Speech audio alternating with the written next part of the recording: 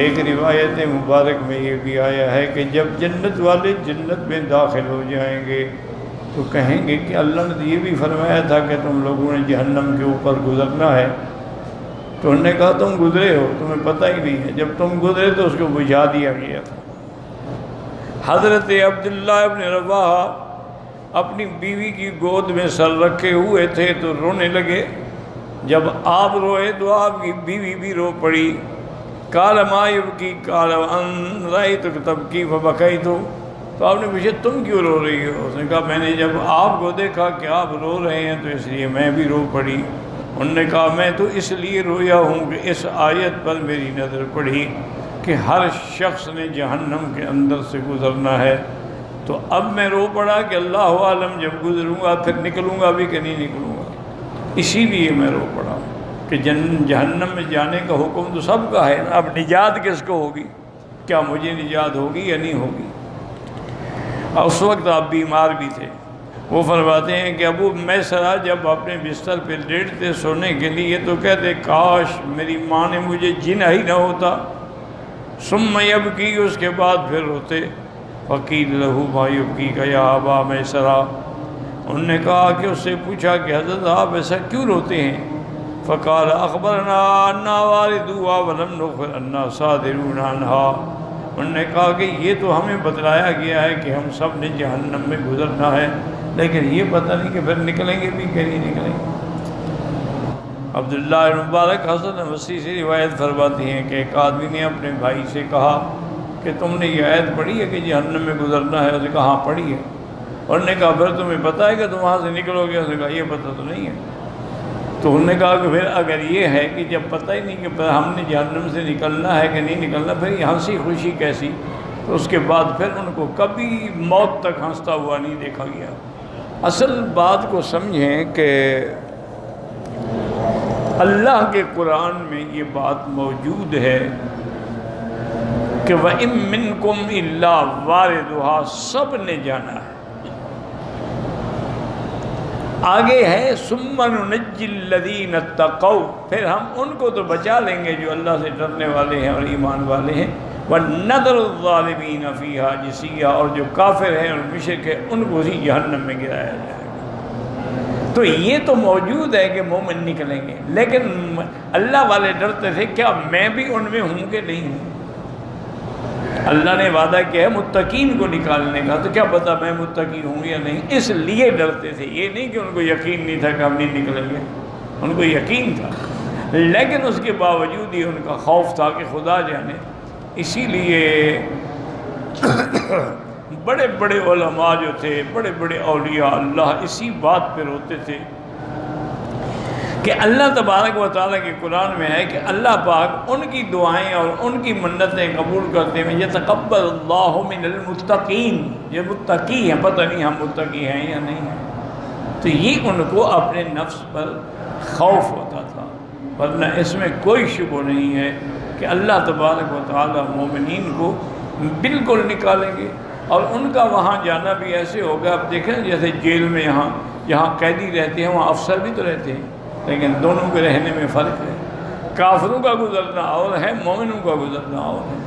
تو اس لیے ورنہ ہے سب نے جانا ہے اس کے اندر، اور سب پرصراط پہ گزریں گے. وَوُلُودُهُمْ قِيَامُهُمْ حَوْلَ النَّارِ ثُمَّ يَصْدُرُونَ الصِّرَاطَ بِأَعْمَالِهِمْ، پھر اپنے اعمال کے مطابق وہ پل صراط پہ گزریں گے. فَمِنْهُمْ مَن يَمُرُّ مِثْلَ الْبَرْقِ، بعض مومن تو ایسے گزر جائیں گے جیسے بجلی چمکتی ہے. وَمِنْهُمْ مَن يَمُرُّ مِثْلَ الرِّيحِ، بعض ایسے گزر جائیں گے جیسے ہوا چلتی ہے. وَمِنْهُمْ مَن يَمُرُّ مِثْلَ الطَّيْرِ، بعض ایسے گزریں گے جیسے کوئی پرندہ اڑتا ہے. وَمِنْهُمْ مَن يَمُرُّ كَأَجْوَدِ الْخَيْلِ، اور بعض مومن ایسے گزریں گے جیسے کوئی بہت اچھا تیز چلنے والا گھوڑا دوڑتا ہے. وَمِنْهُمْ مَن يَمُرُّ كَأَجْوَدِ الْإِبِلِ، اور بعض ایسے گزریں گے جیسے کوئی اچھا چلنے والا اونٹ ہوتا ہے. وَمِنْهُمْ مَن يَمُرُّ كَعَدْوِ الرَّجُلِ، ایسے بھی ہوں گے جو آہستہ آہستہ. حَتَّى إِنَّ آخِرَهُمْ رَجُلٌ نُورُهُ عَلَى مَوْضِعِ إِبْهَامِهِ قَدَمَيْهِ، ایک آخری بندہ ایسا بھی ہوگا کہ جس کا نور جو ہے اس کے پاؤں کے انگوٹھوں پر ہوگا. یا مر وَيَتَكَفَّأُ بِهِ الصِّرَاطِ، وہ بھی گزرے گا تو اور گرے گا بھی. والصراط دحض مذلۃ علیہ حسک کا حسک القطاد، وہ بڑی یعنی پھسلنے والی جگہ ہے، اور اس کے اوپر بڑے بڑے کنڈے لگے ہوئے ہیں، جیسے گوشت لٹکانے کے لیے کسائی لوہے کے کڑے لگاتے ہیں، اس کو قطاد کہتے ہیں. حافتاہ ملائکۃ معہم قلالیب من نار، اس کے دونوں کناروں پہ اللہ کے فرشتے ہوں گے، ان کے اندر ان کے ہاتھ میں جہنم کے گرز ہوں گے. یقتطفون بہم، وہ اس سے پھر پکڑیں گے جو کافر، کہ جہنم کے اوپر جو پرصراط ہے ویسے ہوگی جیسے تلوار کی دھار ہوتی ہے. فتمر الطبقۃ الاولیٰ، مومنین کا پہلا طبقہ تو ایسے گزر جائے گا جیسے بجلی چمکتی ہے کل برق ہے. والثانی الريح والسابق الخيل والرابط اجود البهائم ثم يمرون ملائکۃ یقولون، اس کے بعد چلتے چلتے گزریں گے اور فرشتے بھی کہہ رہے ہوں گے اللہم سلم اللہم سلم، یا اللہ ان ایمان والوں کو پرصراط سے خیریت سے گزار دے. ہم وہاں سب پہنچ جائیں گے، اچھے بھی برے بھی. ثم ینادی مناد ہم سے کی اصحابک ودعی اصحابی، پھر آواز آئے گی جہنم کو کہ جو تیرے حقدار ساتھی اس کو پکڑ لے، جو ہمارے ہیں ان کو تو چھوڑ دیں. قال فتخسف بكل ولي الله يعلم بهم من الرجل بولده، وہ سب کو پکڑیں گے جو جہنم کا حقدار ہوگا، ان کو جہنم اور جنت. وَيَخْرُجُ الْمُؤْمِنُونَ نَذِيرَ ثِيَابَهُمْ، اور مومن ایسے نکلیں گے بالکل تر و تازہ. حضرت کعب فرماتے ہیں کہ جو خادم ہیں جہنم کے، ان کے دونوں یعنی کندھوں کے درمیان میں 1 سال کا اتنا لمبے چوڑے ہیں، وہ سب کے ہاتھ میں بڑے بڑے عمود ہوں گے جن کی 2 شاخیں ہوں گی. تو وہ اس سے کافروں کو جب دھکا دیں گے تو ان کے دھکے سے 7 لاکھ بندہ جہنم میں جا پڑے گا. آپ نے فرمایا جس بندے کے 3 بچے فوت ہو جائیں اور وہ صبر کرے، اللہ کی رضا پہ راضی رہے، تو وہ جہنم میں نہیں جائے گا. ہاں جیسے اللہ کا ایک حکم بس گزر جائے گا. حضور پاک ایک بندے کی عیادت کے لیے تشریف لے گئے، اس کو بخار تھا. ثم قال ان اللہ تعالی یقول ہی الناری صلی عبدی حضو النار فی الاخرہ. اور میں یہ بخار جو ہے یہ بھی گویا کہ جہنم کی ایک چیز ہے. اللہ تبارک و تعالی دنیا میں اگر کسی کو دیتے ہیں تو معنی یہ ہے کہ اس کے گناہ جھڑ جاتے ہیں. ولم یخرجوا من هذا الوجه وحدثنا ابو كريم وحدثنا ابو اليمان قال حما حظ كل مؤمن من النار. یہ بخار مومن کو بخار آئے تو اس کے لیے وہ بھی نیکی ہے، اس کے گناہ جھڑ جاتے ہیں. جو بندہ سورۃ الاخلاص پڑھے 10 دفعہ بن اللہ لہ قصرا فی الجنہ، اللہ اس کے لیے جنت میں محل بنا دیتے ہیں. فقال عمر اذن تستکثر بها یا رسول اللہ. حضرت نے کہا یا رسول اللہ پھر ہم 10 دفعہ کیا ہم تو اور زیادہ پڑھیں گے تاکہ ہمارے زیادہ محل بنے. فقال رسول اللہ اکثر و اطیب، ہر اللہ کے بندے تم جتنا زیادہ پڑھو اللہ کی رحمت اس سے بھی بڑی ہے نا. جو آدمی 1000 آیت قرآن کی پڑھے تو انشاءاللہ اللہ پاک اس کو قیامت والے دن انبیاء صدیقین شہداء اور صالحین کے ساتھ اٹھائیں گے. اور جو بندہ مسلمانوں کے بعد ان کی حفاظت کرے، ان کے گھروں پہ پہرا دے، تو اس کو بھی اللہ جہنم میں نہیں ڈالیں گے، صرف گزرے گا بس جیسے قسم پوری کرنی ہو. اللہ کے راستے میں جو ذکر کرنا ہے نا، یہ نفقے سے بھی زیادہ 700 گنا زیادہ اجر ہے. حضور نے فرمایا جو مجھ پہ درود پڑھتے ہیں وہ الصلاۃ علیہ والصیام، اور روزہ رکھتے ہیں اور ذکر کرتے ہیں، یہ جو اللہ کے راستے میں خرچ کرتے ہیں ان سے بھی 700 گنا زیادہ اجر ملے گا.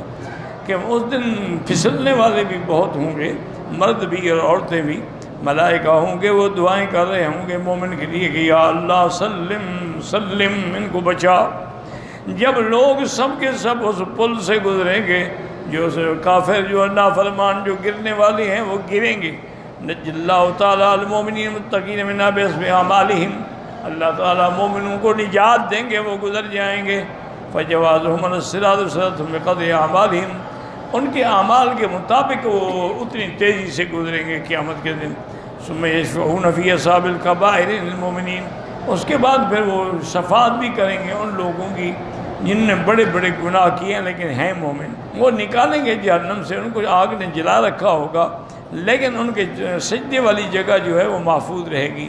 جس کے دل میں دینار کے برابر ایمان ہوگا اس کو پہلے نکالیں گے، پھر اس کے بعد پھر اس کے بعد پھر اس کے بعد ثم الذی یلیہ ثم الذی یلیہ ثم الذی یلیہ حتی یخرجون من کان فی قلبی ادنا مسقال ذرہ ایمان، مسقال ذرہ سے بھی کم بھی ایمان ہوگا وہ بھی نکلے گا۔